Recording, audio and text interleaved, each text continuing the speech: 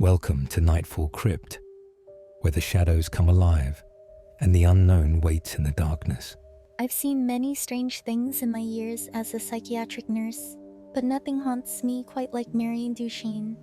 Marion was a resident at the mental health facility where I worked early in my career. He was an elective mute, meaning he didn't or couldn't speak, though there was no medical reason for his silence. He stood nearly 7 feet tall, a towering figure with a presence that was both imposing and unsettling. His story was as strange as his behavior.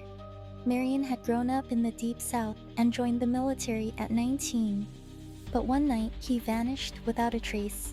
He was declared AWOL, then missing, and finally, dead.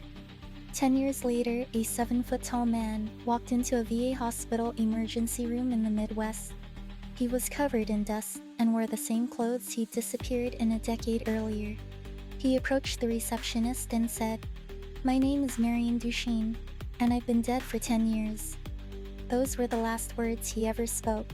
Marion was identified through fingerprints, but his family refused to believe it was him. They had already grieved their loss and wanted nothing to do with the man claiming to be their son. At the facility, Marion was a mystery. He paced endlessly, his mouth moving as if he were talking or muttering, but no sound ever came out. Sometimes he would throw his head back, his mouth wide open as if laughing heartily, but the silence was deafening. Medications had no effect on him. Therapy sessions were pointless. He would just grin and resume pacing if not told to stay put. It was as if he existed in a world of his own, one we couldn't reach. On my last day at the facility, I saw Marion pacing in the parking lot, his head thrown back in that eerie, soundless laugh. As I drove away, I couldn't shake the feeling that I had been caring for a ghost all along. Years later, I still don't know what Marion was, or if he was even real. But sometimes, late at night, I hear the faint sound of laughter, and I wonder if he's still out there pacing in the darkness.